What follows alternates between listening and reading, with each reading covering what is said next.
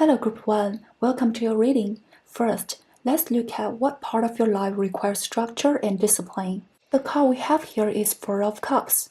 This is very interesting because it's also a four card, which reflects the need for more structure and discipline in emotional mastery. This can show up in several ways. First, it's easy to overinvest emotionally at the beginning of something, but struggle to sustain it long term. For example, in the early stage of a relationship, the passion is intense, but over time, boredom sets in. You may need to experience several connections before you learn how to stabilize emotions and balance your energy. And second, attachment can make you miss opportunities, such as clinging to an idealized self-image while refusing to explore new experiences, which can cause you to miss out on growth.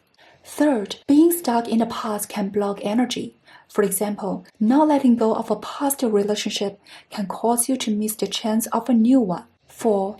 It's easy to immerse yourself in rich imagination but neglect action or to feel disappointed quickly. The Three of Cups in this card also echoes the Empress energy, creativity, and imagination. However, this may lead to being so caught up in fantasy that you delay taking real steps or feeling let down when reality doesn't match the ideal. Next, let's see where you're being called to step into responsibility and leadership.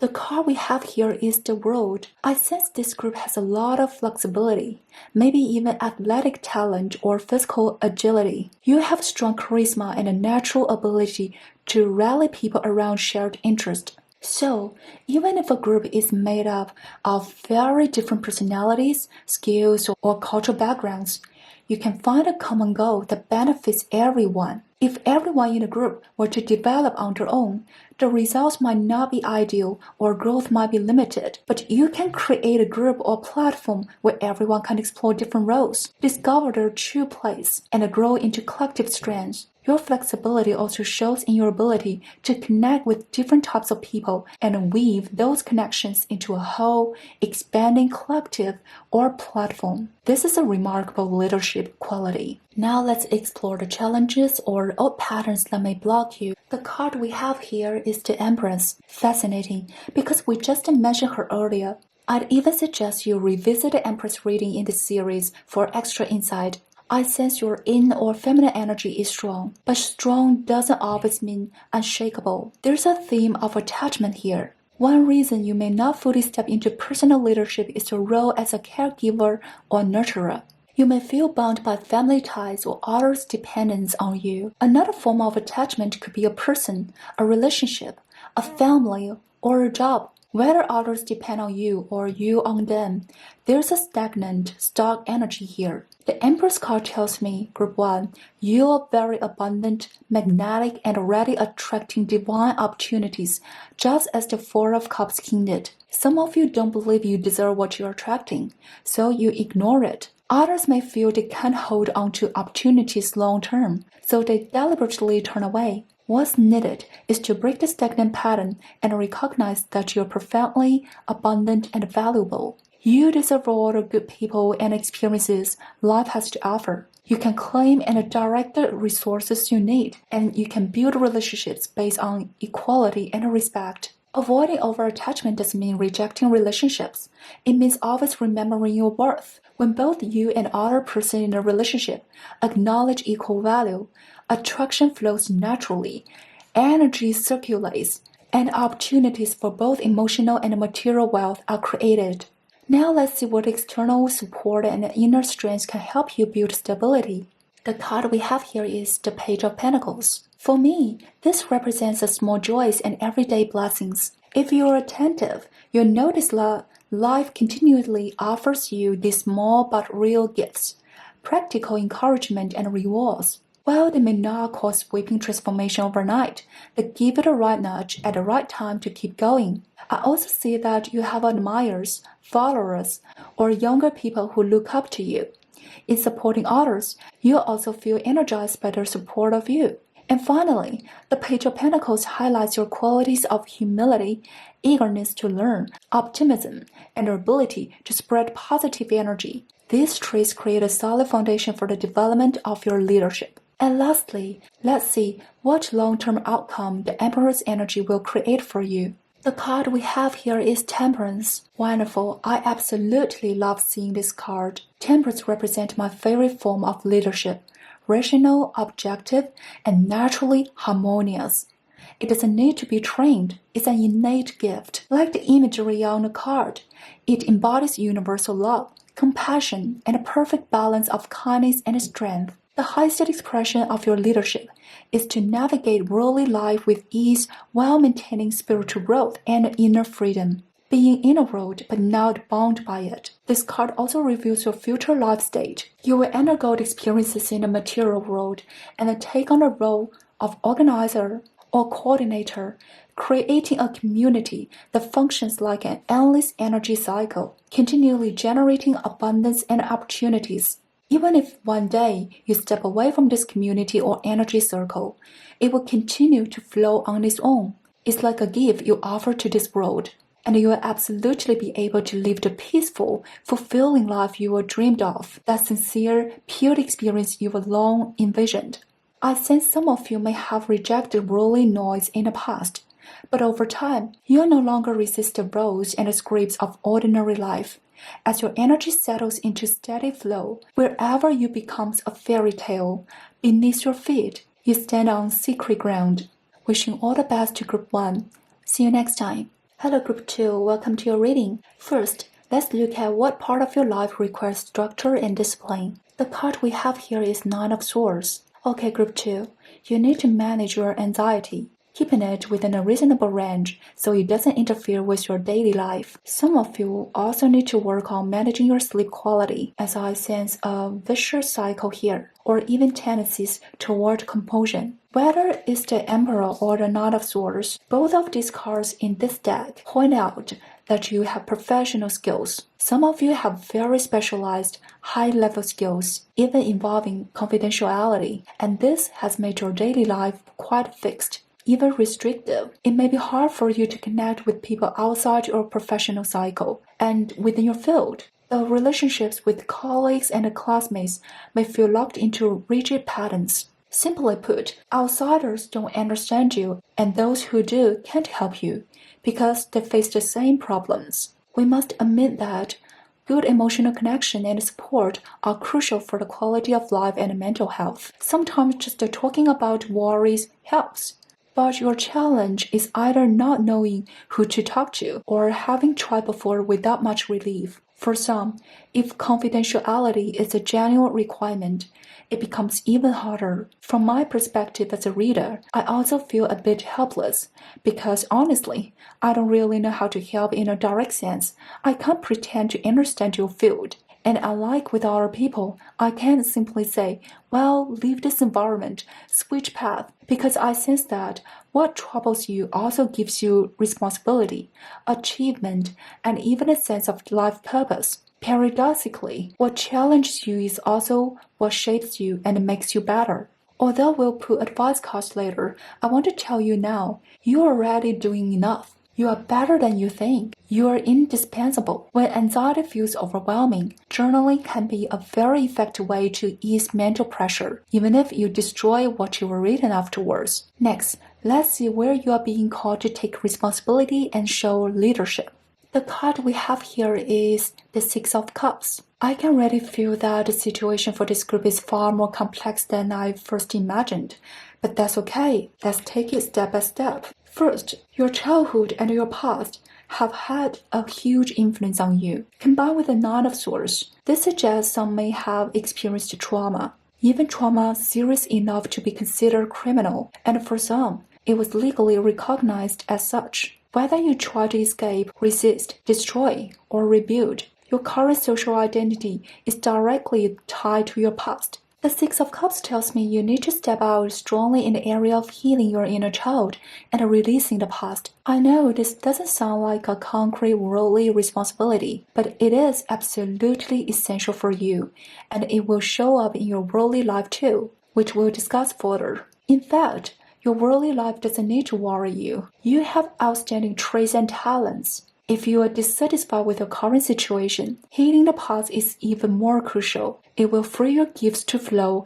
and create abundance. For those already materially abundant, you likely know that possessions can fill inner emptiness, and achievements don't heal insecurity. In fact, they may even bring more anxiety. You can spend generously but still not secure an authentic connection. Resolving inner conflict allows you to live freely as your true self and master both love and being loved. In healing, compassion and survival instinct alone aren't enough. You also need leadership and action. Your work has potential to benefit countless children and families, but first, you must learn to bring healing to yourself.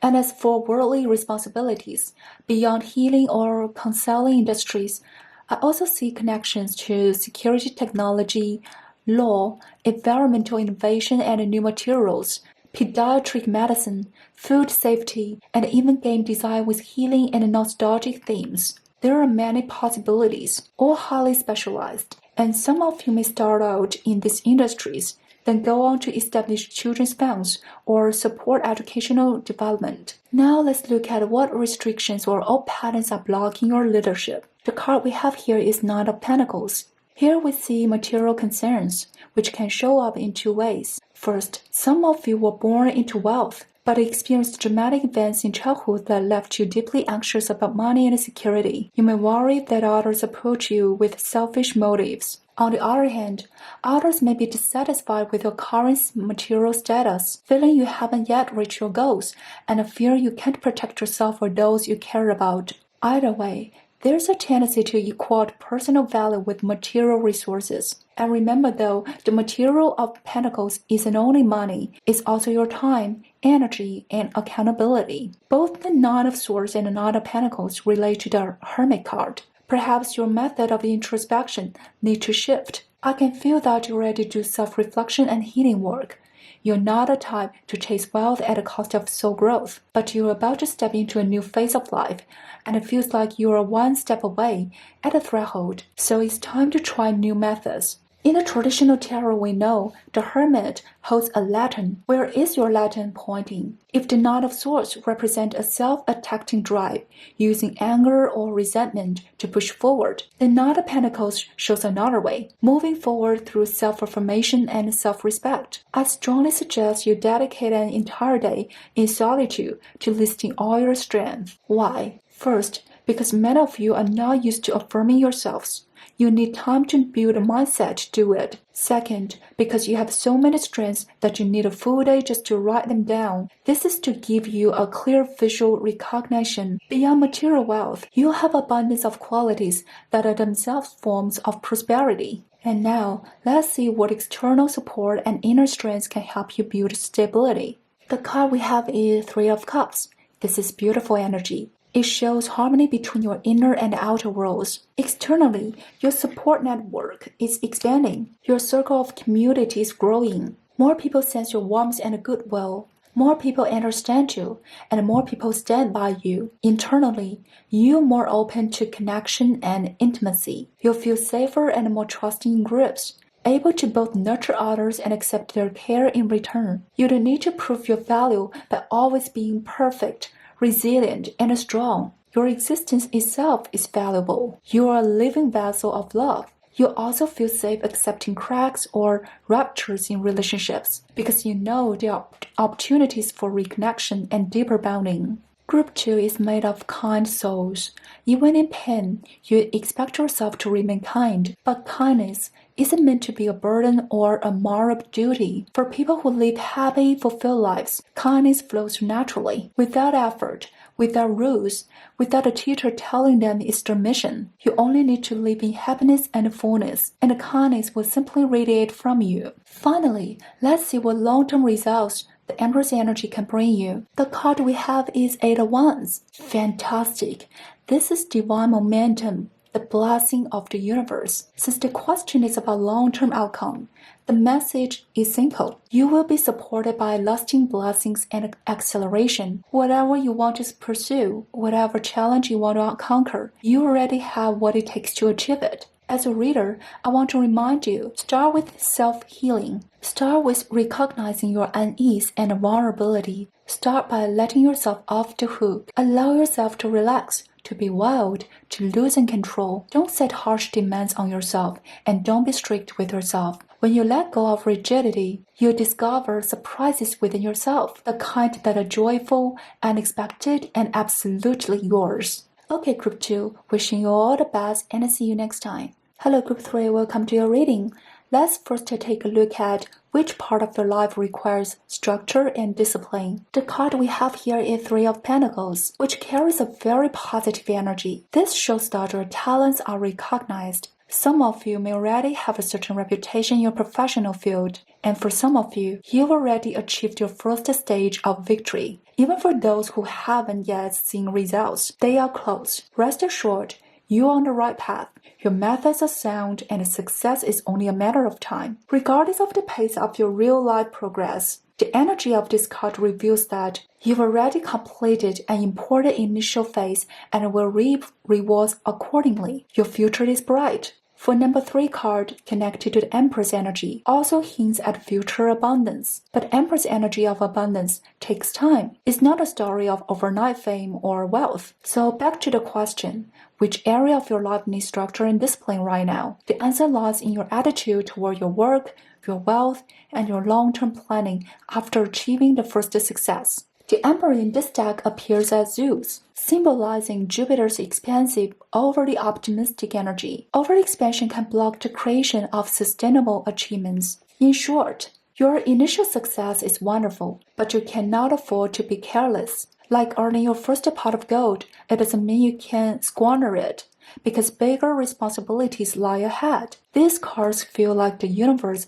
has discovered you as a promising seedling. It must be nurtured with care, not treated carelessly. Next, let's see in what area you are being called to step into leadership and take responsibility. The card we have here is Five of Cups. Your leadership is tied to addressing separation, betrayal, grief, and pain, using your strengths to realign situations that are falling apart. This requires tremendous mental, emotional, and physical resilience. The issues you face are subtle, complex, and sensitive. They may not be your personal challenges, but rather those connected to your professional role. For example, a divorce lawyer's cases often embody these qualities: grief, betrayal, and difficult negotiations. In serving your clients, you must strike a delicate balance, offering compassion without letting it derail progress, yet also maintaining rational, even competitive energy when it comes to negotiation, litigation, or defending rights.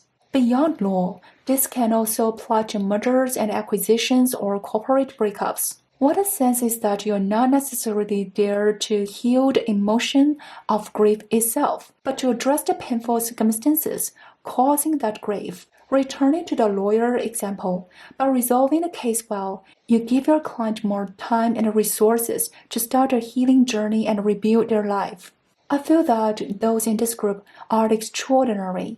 Your healing energy is grand and just. It may not be the radiant sunlight that fosters growth, but rather the light that pierces the darkest night, offering hope to those in despair. Now let's see what limitations or old patterns may be blocking your leadership. The card we have here is Page of Swords. Some of you may have experienced verbal bullying in childhood, perhaps being given a cruel nickname, or facing rumors and a false accusation. Others may have struggled with ADHD or concentration issues and were misunderstood. While children may have been the ones responsible, the cruelty was not diminished by their age. If those experiences weren't corrected at that time, their impact may linger. You might not have internal dialogues that feel like debates, or imagine conversations and arguments with others.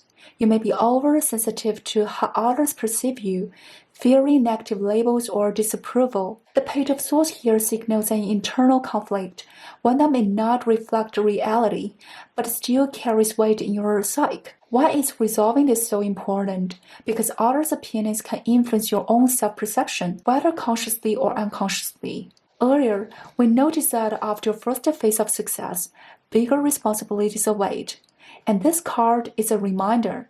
Don't let concerns about how others see you scatter your focus and undermine your growth. Learning to establish healthy boundaries is part of your life lesson. And next, let's explore what inner strength and external support will help you build stability. The card we have here is the World. This is a magnificent and powerful energy. At the most straightforward level, your support comes from abroad or faraway places. Perhaps your benefactors come from different cultural backgrounds, or you may need to travel, relocate, or expand into international work. Remote or global opportunities could also play a key role. At deeper level, you are a quantum field of energy. When you generate an inner need, external resources manifest simultaneously. When an external opportunity or problem arises, an inner solution naturally appears. There is almost no time lag between your inner and outer worlds. They co-create in sync. You have the ability to embody balanced yin and yang energies, carrying both the power to nurture and to build. Every ending in your life immediately creates the space for a new beginning. This extraordinary experience will accompany you for life. Whether or not you believe in reincarnation, cycles, or death and rebirth, one thing is certain: you are not just blessed, you are the blessing itself. My message for Group 3 is to live with full awareness in this lifetime, because you will continually rediscover new dimensions of your existence. Finally, let's see what long-term results the Empress energy can create for you. The card we have here is the Fool. Incredible, because we have the World card here and followed by the Fool. This is stunning. I see two key possibilities here. First, if you continue in your current path, your influence on others will become deeply significant. If people you will cross the path with were asked who significantly impacted their lives, they would name you. To them, your presence represents rebirth, a second chance, renewed hope. And second, your life journey will be open-ended. The Fool suggests major transformations still await. You may change careers multiple times, relocate, or expand your work to new regions. But one thing is certain: you will live joyfully, fearlessly, and freely. The World card shows you already have everything you need, and you don't need everything prepared in advance, because you can manifest what you need at any moment. And Group 3, you will collect countless fascinating stories, build friendships around the world, and by simply living authentically, you will become a legend in your own right. Okay, Group 3, wishing you all the best, and see you next time.